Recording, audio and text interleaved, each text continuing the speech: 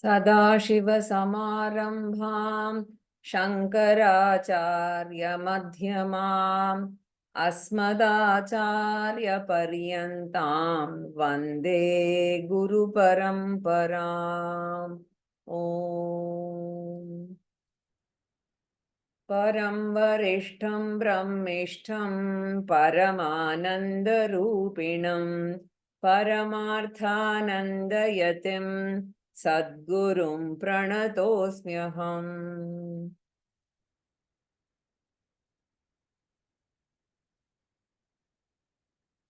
So with verse 82, the teaching of Vedanta was complete, and a spiritual seeker has to receive the Vedantic knowledge by going through the three exercises of Shravanam, Mananam and Nididhyasanam. So Shravanam is for Ajnana Nivritti or Jnana Prapti. So Shravanam gives Aparoksha Jnanam, intimate, direct knowledge. Mananam is not meant for gaining Jnanam, but for removal of doubts regarding the teaching. So through Mananam, knowledge already gains becomes doubtless knowledge. And finally, Nididhyasanam. This exercise is also not meant for gaining Jnanam, but is for overcoming another obstacle in the form of Viparyaya or Viparita Bhavana, overcoming the habitual thinking process, the habit of thinking that I am a Jiva. When that also is removed, the knowledge gets internalized and assimilated. It will become doubt-free, habit-free knowledge. Samshaya Viparyaya Rahita Jnanam. So this knowledge or this firmness in knowledge is called Jnana Nishtha. Only when Jnanam becomes Jnana Nishtha, it will be able to give us the result of the benefit of Jnanam, right? So therefore, Jnana Nishtha is important for reaping the benefit of Jnanam. So such a person is called Sthira Prajna, as Lord Krishna describes in the second chapter.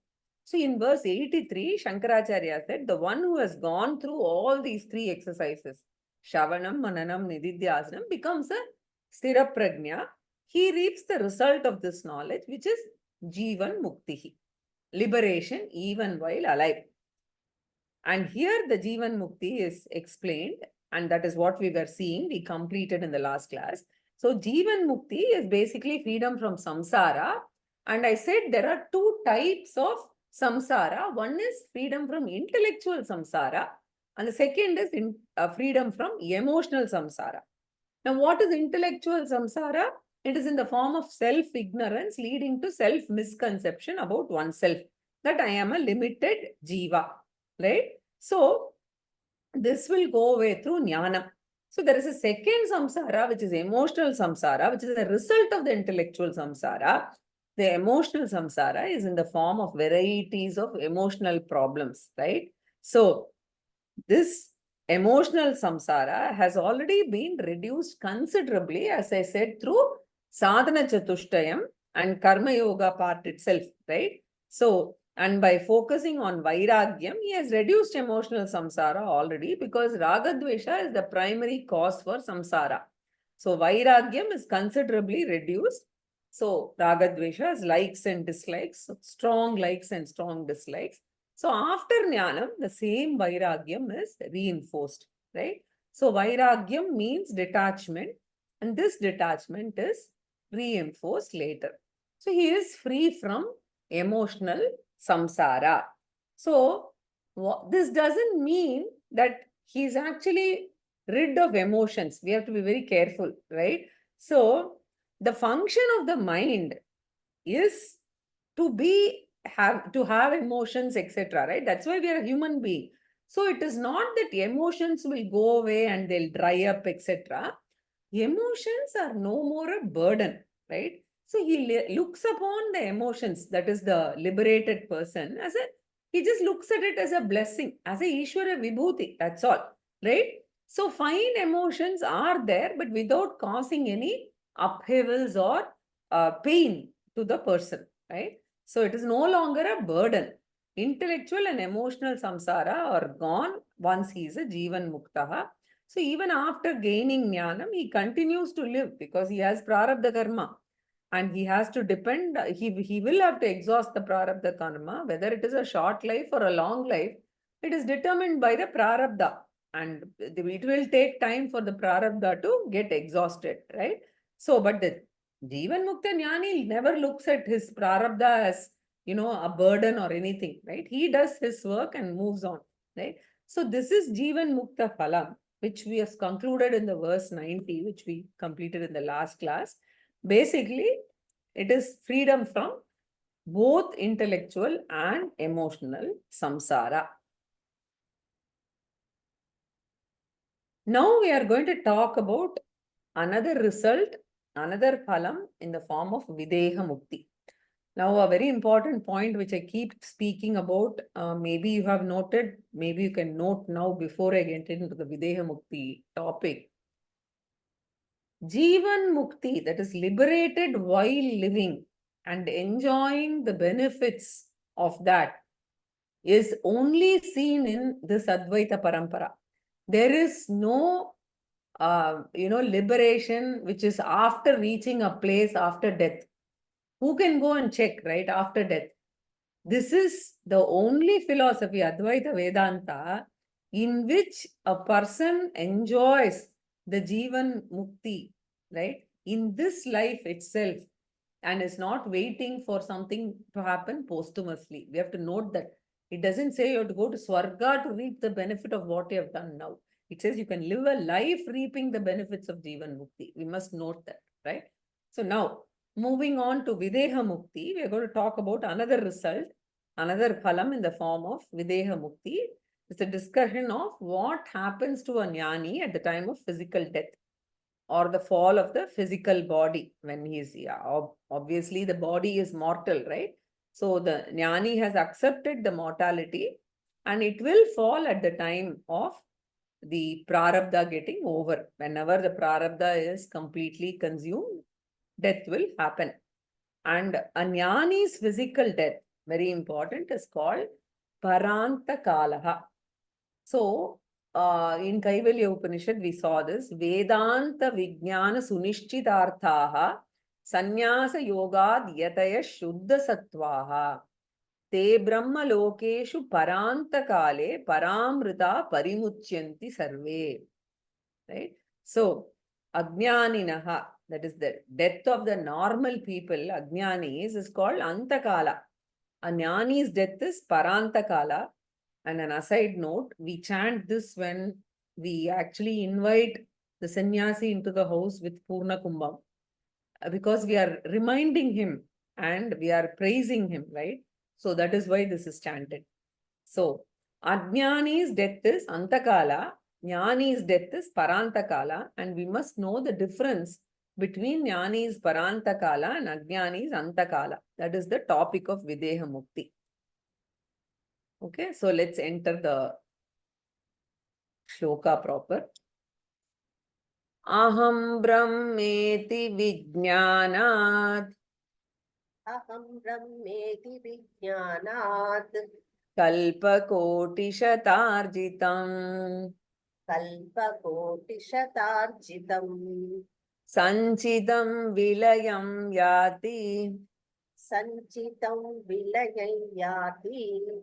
Prabodhat swapna karmavat. Prabodhat swapna karmavat.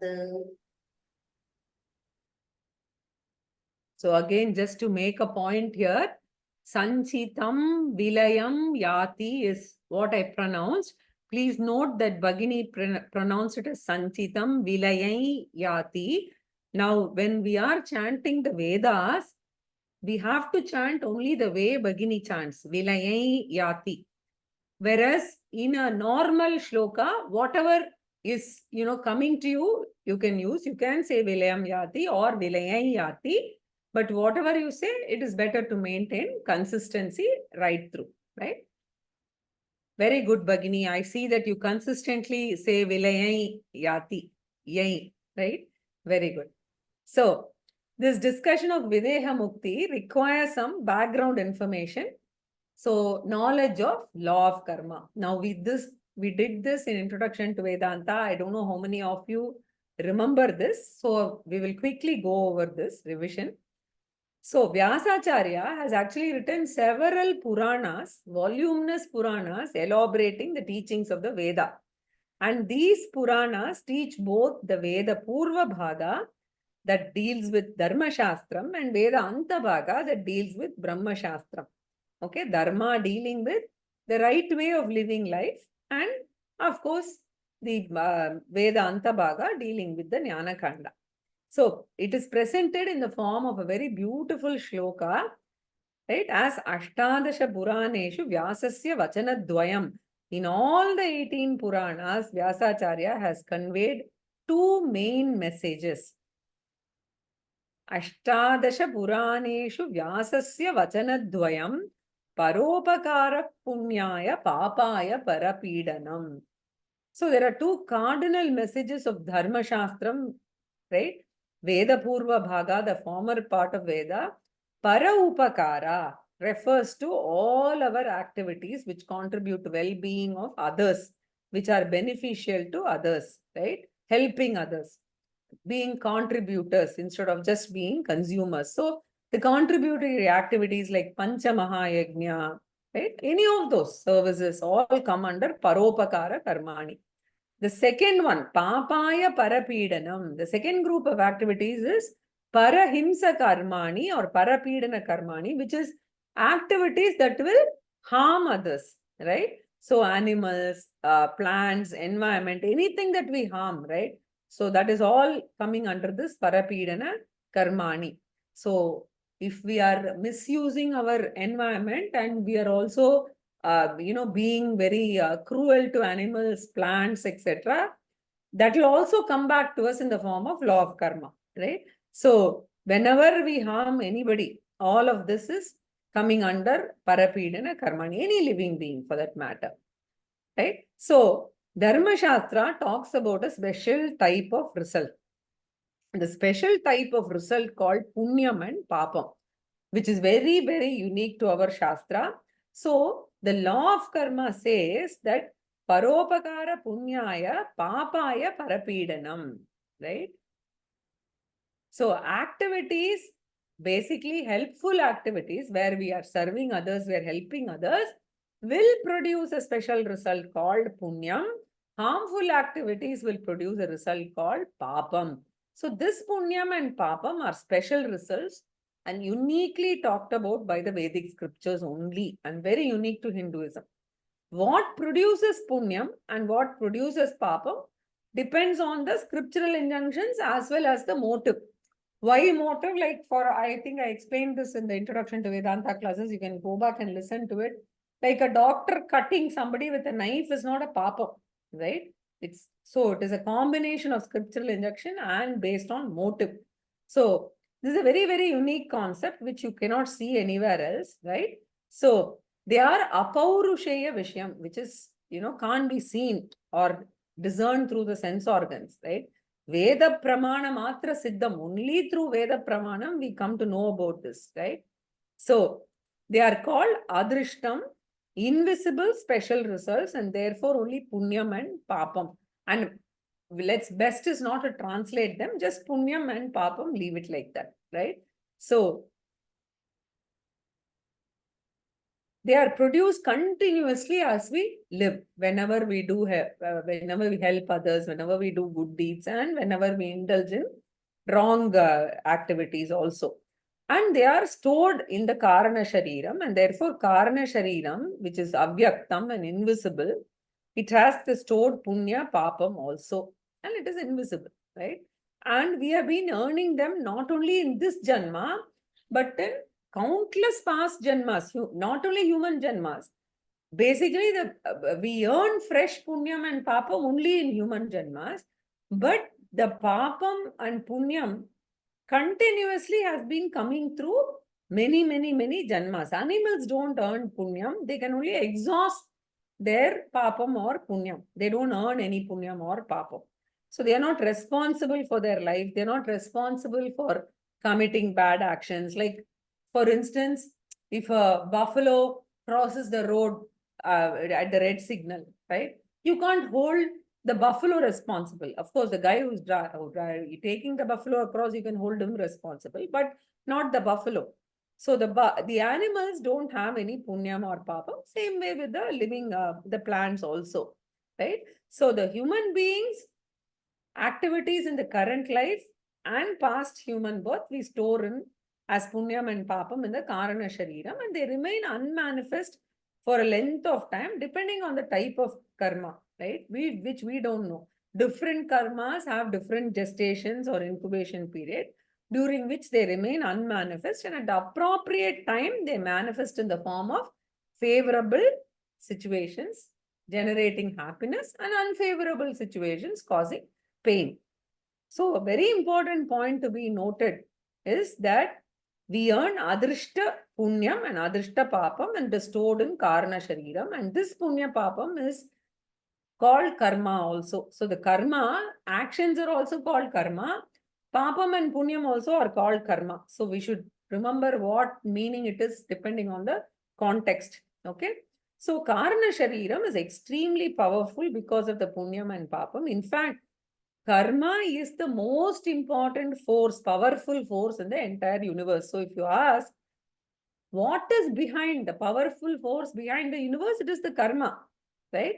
And all living beings have got what we call as the sanchita karma, right? So living beings, all of them, whether it is human beings or animals or plants, they all have sanchita karma, but not necessarily earned, because in this non-human life, animals and plants cannot earn any fresh karma, right? Only in human birth they can earn.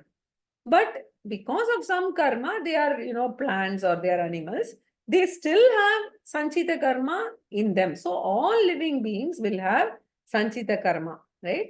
So animals and plants have limited, scope for doing anything because they don't have free will. So they are more programmed by what has already been fructified as prarabdha karma for them, and they will just exhaust it in the form of the animal life and the plant life, right? So they are basically, they don't have free will. So only human birth has that, right? So all living beings, you have to remember that have accumulated karma over several janmas, and it is all stored in the respective karana shariram, right? So they are all governed by the law of karma. Now, sometimes we ask, why did God create this universe? Why did he bring about this coronavirus? Or why did he bring about dengue? Why are mosquitoes born, etc., right? The one and only answer that God will have if we ask is, it is not me, it is the law of karma, it is the karma over anadi janmas that is resulting in this universe. So the universe is a result of the composite or aggregate value of all these sanchita karma, all these karmas coming together, whether it is prarabdha karma, sanchita karma, but essentially a universe that is existing today is for all of us to exhaust our prarabdha karma. So it is a composite or an aggregate kind of result that is seen in the universe, right? We all come together, that's all. So at the time of every Srishti, the type of Sukshma Shariram that I get is determined by the Punya Papam stored in the Karana Shariram. You have to remember, because at the time of before Srishti at Pralayam, or the Sukshma Sharirams are also withdrawn. They all go back to the Karana Shariram, right? So determined by the stored Punya Papam, they get the Sukshma Shariram and then the Stula Shariram also. So the Sukshma Shariram actually has a journey while living, a kind of journey, and there's a journey after death also. Whereas the Sthula Shariram, the physical body, obviously goes through a journey from birth to death. Right? So we can never ask this question, why did Bhagavan create this world? It is only for us to exhaust the karmas. So, sukasya dukkasya na kopi data parodadaditi kubuddhi resha. The world and people are only the instruments or nimittam for the karma to give me the pleasure and pain. Karma cannot give directly anything other than what has been already coming in the form of prarabdha karma. So a Vaidika, a person who believes in the Veda, never blames God, right? Because he knows that all of this is a resultant of his law of his karma only. So Bhagavan is impartial. We must remember this. Samoham sarva bhuteshu name dveshyosti na priyaha in Gita. The law of punya papam, it unfolds every moment, right? Even small minor things, arguments, etc., right? What we may be doing lot of good things, but we may be suffering a lot. All of this is a result of the law of karma, right? So God doesn't do anything just based on my raga dvesha, but it is because of the papa punya karmani of the past. Of course, I have free will to influence it. That is very much there, right?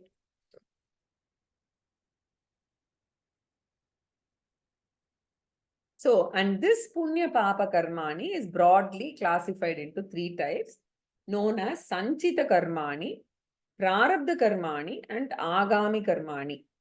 So, in all these, karma doesn't now represent action, right? It is referring to the punyam and papam. And they are adrishta karma phalani. We must remember that, okay? So, it is not action, but it is papa punyam, adrishta papa punyam. That much we must remember. So, and we must also remember that if you apply Jagati Lakshana, right? So we studied those 3 Lakshanas, Jagati, Ajahati, etc. So Jagati Lakshana, if you apply here to Sanchita Karma, it refers to the Karma Palam and that to the Adrishta Karma Palam in the form of Punya Papam. So Sanchita Karmani, Prarabdha Karmani and Agami Karmani are all 3. And we must remember that when we say Karmani, it is not referring to the action, but it is actually referring now to the Phalam, right? So, and when we generally talk about it, there are 3 types of activities that we are involved in, and we will see all what are the different types of actions, etc. So, before we enter the Videha Mukti topic, we need to know the classification of what constitutes Sanchita Karma, what constitutes Agami, and what constitutes Prarabdha. So one thing we must remember is not only human beings, all living beings have got karma and it is stored in the Karana Shariram and they have earned in countless janmas, countless past human janmas. And all these earned karmani are called or accumulated karmani is called sanchita karmani. San plus chi to earn or accumulate. So Sanchita means accumulated karmas, which means everything which has come, dumped or carried, all of that, right? So accumulated punyam and papam, which is there for animals also, but they are not earned in this janma. So Sanchita is generally all the accumulated karma. So in the Karna Shariram, it is there. And you must remember that definition of Karna Shariram. Karna Shariram is Anadi. Anirvachya Anadi Avidyarupam Shariradvayasya Karanamatram. Which Shariradvayam? Sthula Sukshma Sharira. Both of them. Sharirasya Karanamatram Satswarupa Ajnanam Satswarupa Ajnanam Nirvikalpaka Rupam Yadasti Tat Karana Shariram. So Karana Shariram has been there for Anadi, for unlimited or without a beginning and an end. It has always existed. So all jivas have been existing from beginningless time with the Karana Shariram. Sukshma Shariram comes with every Srishti and after the Srishti it goes away. Stula Shariram comes for every Janma. But Karana Shariram has been there for beginningless time. Therefore, Jiva with Karana Shariram has been existing from beginningless time. It is Anadi. And it is this Jiva and Karana Shariram, right? Bhagavan is using to produce the world. So Jiva alone contributes to this karma and Bhagavan determines the type of universe based on that, right? So we must remember that the universe is a combination resulting from what? Ishvara and the Jiva, right? Ishvara doesn't have any punya papa karmani, but Ishvara uses the punya papa sanchita karmani of the infinite jivas and especially the karana sharirams of the jivas and the stored karmani to come up with this universe. And that whatever is fructifying, that is what is resulting in the universe, and it will give both pleasurable and painful experiences. So thus Bhagavan provides for every jiva a relevant Sukshma Shariram, a relevant Sthula Shariram, and a relevant environment for the fructification or manifestation of Punya Papa. So very important law of karma, we should remember. Bhagavan by himself cannot create the world, even though we glorify Bhagavan as omniscient, omnipotent, etc. Right? But we have to remember that he cannot create this without the karma. Only because of the karma, he is able to create this, right? So there is a jivas are the ones whose karma is the special vishesha karanam for the creation. So the arrival of the creation, the time, the duration, everything is not determined by Bhagavan. When should a tsunami hit? When should there be a landslide? All of this Bhagavan decides. If you even see prehistoric era and all that, we do see incidents where suddenly the entire population has been wiped out from the surface of the earth, right? So all these are determined by the law of karma. So in Bhagavad Gita, Krishna says, Udva Moolam Adashakam. There Bhagavan is said to be the Moolam or the Samanya Karanam, the common Karanam of this universe. And later he himself adds, Adasya Moolan Yanusantatani Karmanu Bandhini Manushya Loke. There are other causes for creation, and that is the Jiva's karma. The second very important principle of the law of karma is Bhagavan does everything only governed by or determined by our karma. And Bhagavan always has a disclaimer, right? He says that, right? So he says, I know all the janmas that I have had, but you don't remember any of the karmas, right?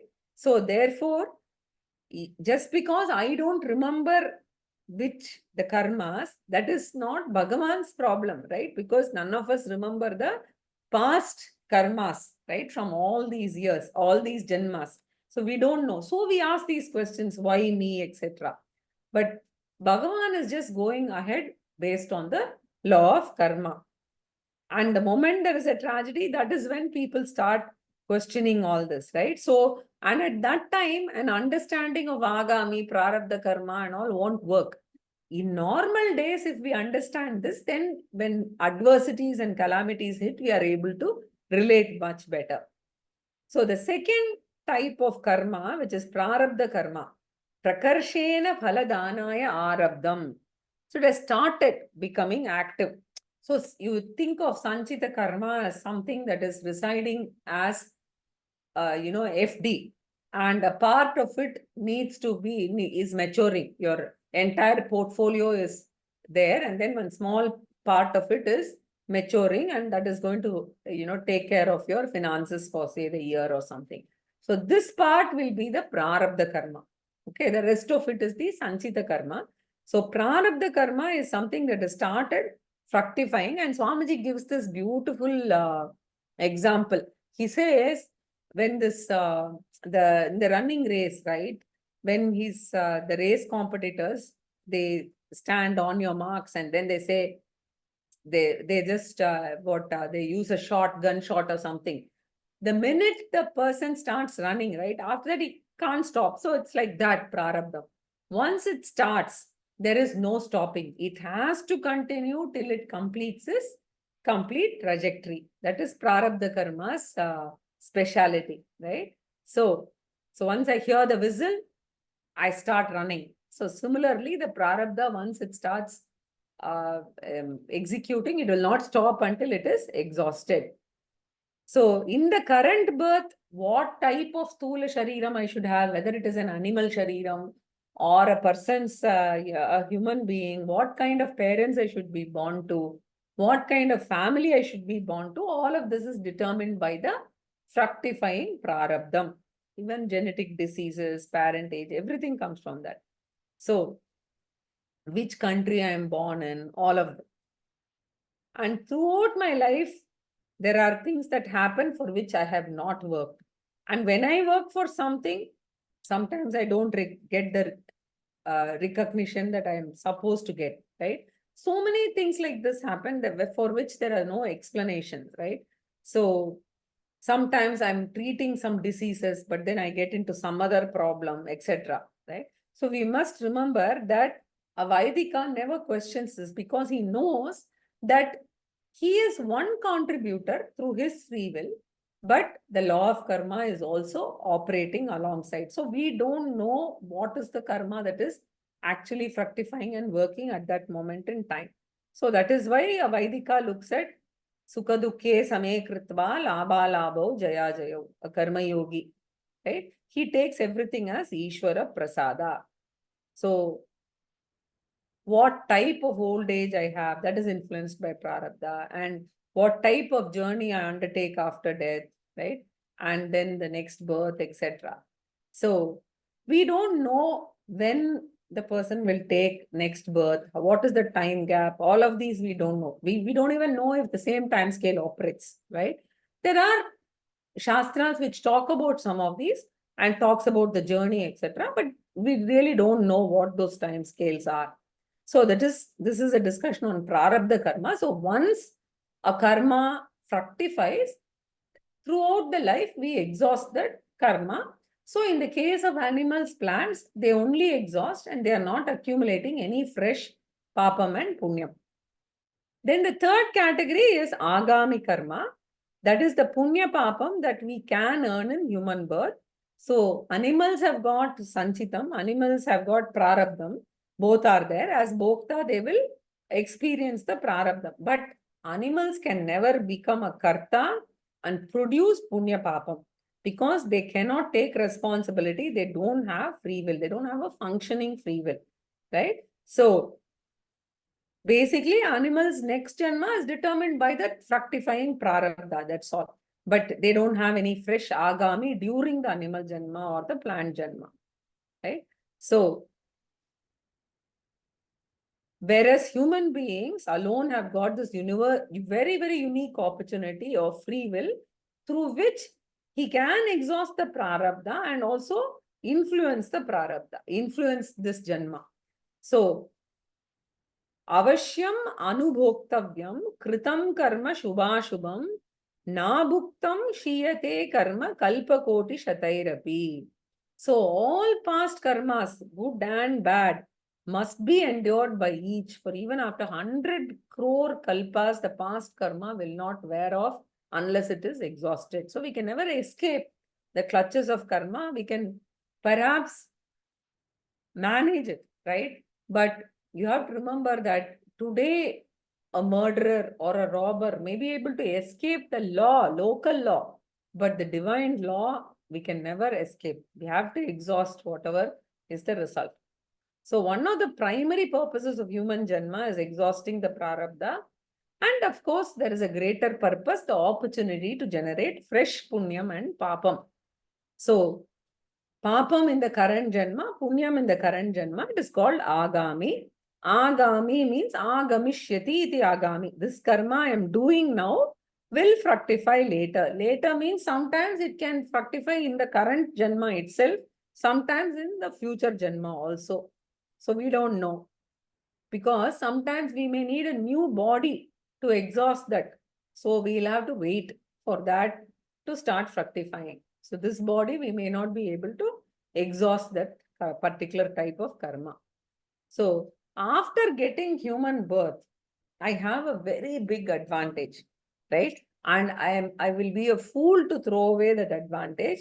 The advantage is that I can acquire the spiritual knowledge and get jnanam, right? And become a champion Jivan Muktaha, as Swamiji puts it, right? It is a fantastic advantage that we have as a human being.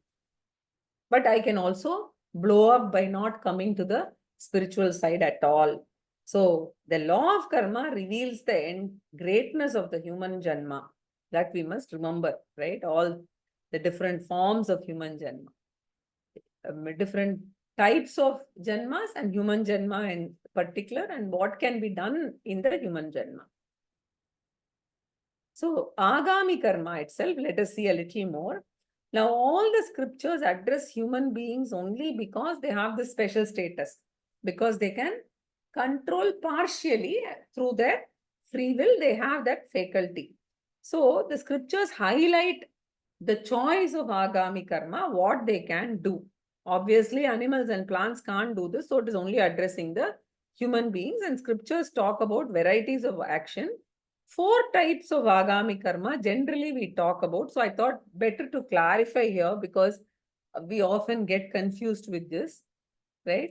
So, Papa karmani, which will generate Agami papam, called Nishiddha karma or Pratishidda karma or Pratishidda karmani. These will generate Agami papam. What is this? Things that are supposed to be avoided, not to be followed, not to be done. So, how do we know what should be done, what should not be done? Bhagavad Gita.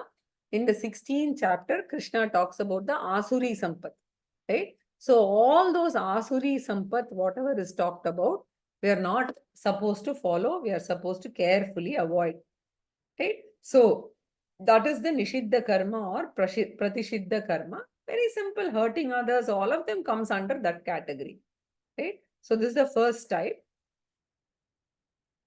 Then in the Punya karma, there are different types, right? And the first type of karma which can generate Agami Punyam is called Kamya Karmani. Okay. So what is Kamya Karmani? Basically, all these rituals that we do for our own benefits, right? Like you want to do Avanti Homa to get wealth, or Putra Kameshti Yaga to have children, or for material prosperity, for health, whatever. All of that is Kamya Karmani, which is leading to material prosperity and worldly well-being. Then we have Nitya Naimittika Karmani, otherwise in the Bhagavad Gita it is called Niyata Karmani. Niyatam kuru karmatvam karmajyayo hya karmanaha. It is there in the Gita. So these are karmas which are, you can take it in a very simple way that it is Pancha Mahayajna. So basically doing Pancha Mahayajna so that it will contribute to the inner spiritual growth and will give a desire for moksha. It will find us a guru. It will give us a congenial atmosphere to study. A desire for Vedanta class will be there. These are all generated by spiritual Agami Punyam, right? It will also give, not only give desire, it will also give us the opportunity to study. That itself is a big Punyam, right? So, Krishna talks about this right through the Bhagavad Gita as Nitya Naimittika Karmani. In fact, he strongly criticizes Kamya Karmani. You might remember the set of verses that come in the 2nd chapter. Yamimam Pushpitam Vacham Pravadantya Vipaschitaha Vedavadaratav Partha Nanyadastiti Vadinaha. So, spiritual seeker, this is very, very important, and we are not expected to be indulging in Kamya Karmani, and we're supposed to do Nitya Naimittika Karma, right? And the third one is a unique set of Karmani called Prayashchita Karmani or Parihara Karmani. Huge voluminous portion of the scriptures is addressing this. If you have done this sin in some janma, if you do this, it will counteract, right? So, counteracting parihara or prayashchita karma, say depending on, oh, okay, I'm having severe stomach ache, not going so many, then you go to an astrologer, the astrologer tells you, oh, this planet is indicating that you have done some papam in some previous janma. So if you do this kind of homam, tila homam or chandi homam or something, you can like counter this, etc. Right? So there's whole lot of in the Veda Purva Bhaga, we have lot of rituals for this. So parihara karmas are also very, very popular, right? And it just, you do a lot of things. It can either be rituals or it can be a yaga, it can be a homa, it can be a vrata, any of these, right?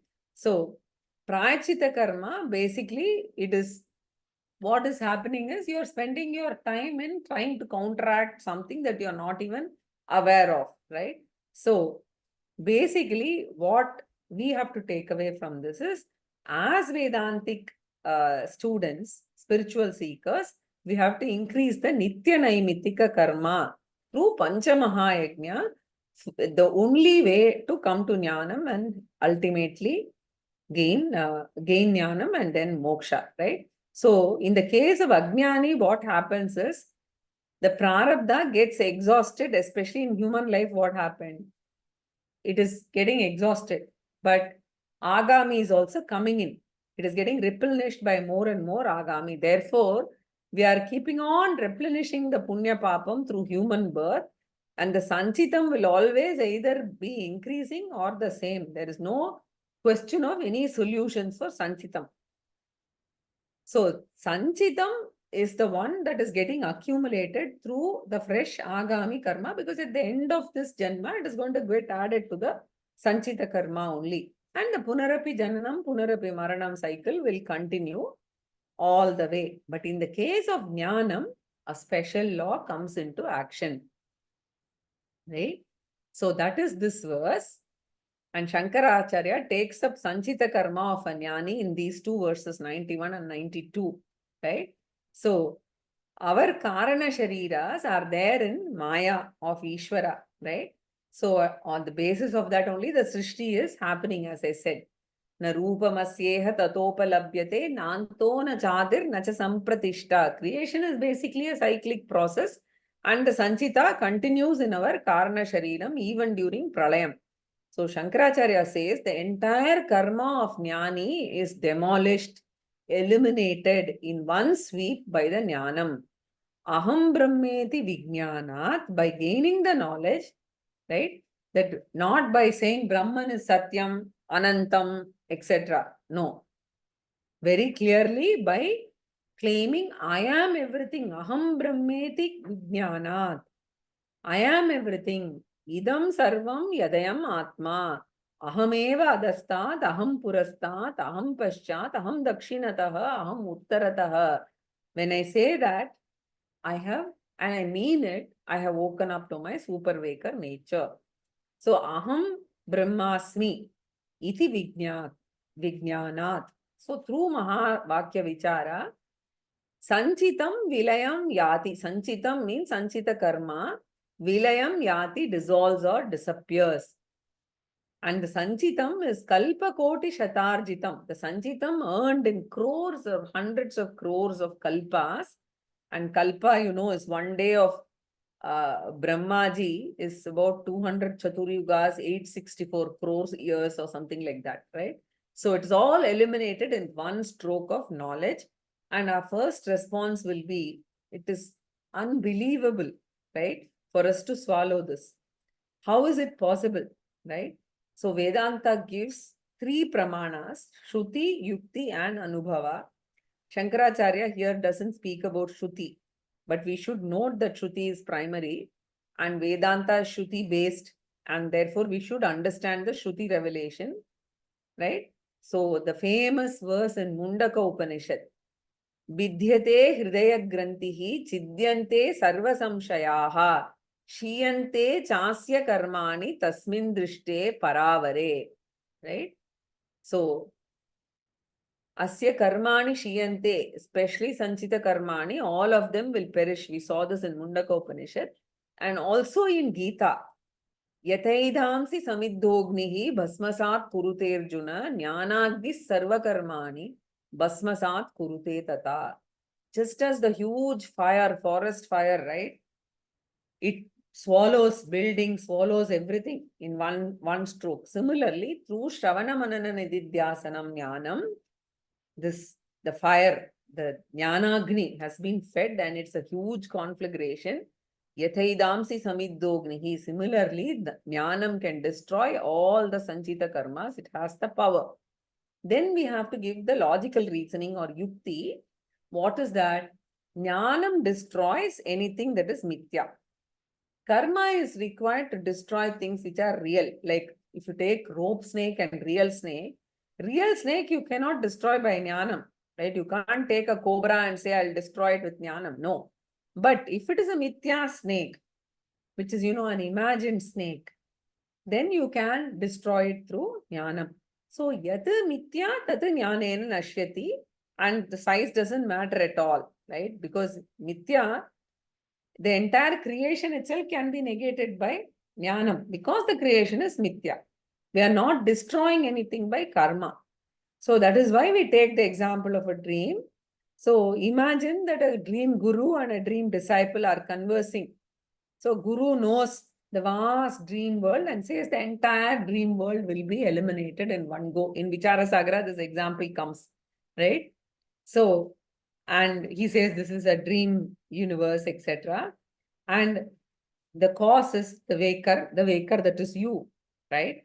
So the moment you know the waker, you know that the whole thing is mithya, right? But for the dream disciple, in dream, the dream is not mithya, but the guru knows, right? It is satyam for the dreamer, right? So, and he can also vehemently argue with the guru. But when the guru wakes him up, then he knows that the entire dream world was created by himself only, right? So, now Satyam cannot be destroyed by Jnanam. It is only Mithya that can be destroyed by Jnanam. We must remember that. And the problem that we have is, as Swamiji puts it, the world has ETU, experienceability, transactability, and utility, right? So we think it's real. It's actually the other way. Because of this reason, it is mithya, right? So this world, we can negate by knowledge if we understand this world as mithya. So Vedanta says, Sanchitam can be destroyed by knowledge because Vedanta assumes that we have understood Sanchita as mithya status. And unless this is understood, we cannot swallow this big revelation. Therefore, Shruti Pramanam, Yukti Pramanam, and Anubhava Pramanam is what the dreamer realizes when he wakes up. So when he wakes up, the whole dream world has gone. The dream body has gone. So Shankaracharya says all the good, bad karmani he did in the dream, right? They're all gone. So thus, Shruti, Yukti, Anubhava Pramanaihi, Sanchita Karma Nashaha. So the technical word for destruction through knowledge is Badaha. Jnanam doesn't destroy rope snake. Jnanam falsifies the rope snake, right? So we never use the word rope snake was destroyed, but we say it was falsified, right? So the karma will never go away. It will get falsified, sublated. It is called badhitam. Exactly like the entire Swapna Prapancha does not get destroyed, but it gets sublated. Swamiji uses this word sublated or falsified. So therefore, Shankaracharya says, Prabodhat. Prabodha meaning knowledge. Prabodha means waking up also. So waking up, swapna karma vat. Exactly like the swapna karmas, this will also go away. Right? So, and Shankaracharya explains this in the next verse also. So in aham brahmeti vijnanat kalpakoti shatarjitam sanchitam vilayam yati prabodhat swapna karma vat. Yatkritam swapnavelayam यत्कृतं स्वप्नवेलायां punyam va papamulbanam पुण्यं वा पापमुल्बणम् suptothhitasya kim tat syat सुप्तोत्थितस्य किं तत् स्यात् svargaya narakaya va. स्वर्गाय नरकाय वा. So, this is the explanation of the example given in the previous shloka, that swapnavat, right? So, that is what is getting explained here. Yat swapnavelayam kritam yat karma. Whatever karma is done during the time of dream, right? Swapna kale, punyam va, papam va. Whether it is noble action or an action that should not have been done. Ulbanam means however great the punyam, it might be, however grave the papam, it might be, both of them intense, strong. Ulbanam, the powerful punyam and papam, tat karma, right? Tat syat kim, right? The second line is tat syat kim. Will those karmani remain? That is the question. Supta uttitasya. So in the dream, suppose a person has done so many crimes and he's like imprisoned for 7 years, and the police took him and pushed him into the jail, and he hits against the wall and wakes up, right? So the 7 years of imprisonment, if he asks what happened to it, right? So supta uttitasya, for a person who has slept or dreamt and then woken up, purvam suptaha paschat uttitaha, that is what is suptottitaha, tat syat kim, will that karma be there? Will that imprisonment last, right? It does not, it's basically negating it. Swargaya narakaya va, will it give him swarga or naraka, right? There is no karma, right? So आत्मा ज्ञान महानिद्रा जृम्भितेऽस्मिन् जगन्मये दीर्घस्वप्ने सुरन्त्येते स्वर्गमोक्षादि विभ्रमाः. In Advaita Makarandam, he says all these confusions, right? All these confusions, Swarga, Naraka, all of them, right, is only because of the long sleep called Atma Ajnanam. Atma Ajnana Mahanidra Jrumbite, projected. Asmin Jaganmaye Dirgha Swapne Spurantyete. It appears, right? It's a Vibhrama. And what happens when you wake up? Upashanta Jagadjiva Shishyachareshwar Abramam Swatasviddham Anadyantam Paripurnamaham. Right? Mahaha. In Advaita Makaranda it comes Upashanta Jagadjiva Shishyachareshwara Brahmam. All the confusions of duality called Jiva, Jagat, Ishvara, Guru, Shishya, all of them. Upashantam, Baditam. Right? Everything is negated. So we have to be in Vedanta and dwell on the teachings for a long time to be able to understand and relate to this. Therefore, Swargaya va Naraka va doesn't matter, right? So, Sanchita karma, Badaha, that has been talked about. Now, what about Agami karma? Because Jnani continues to live.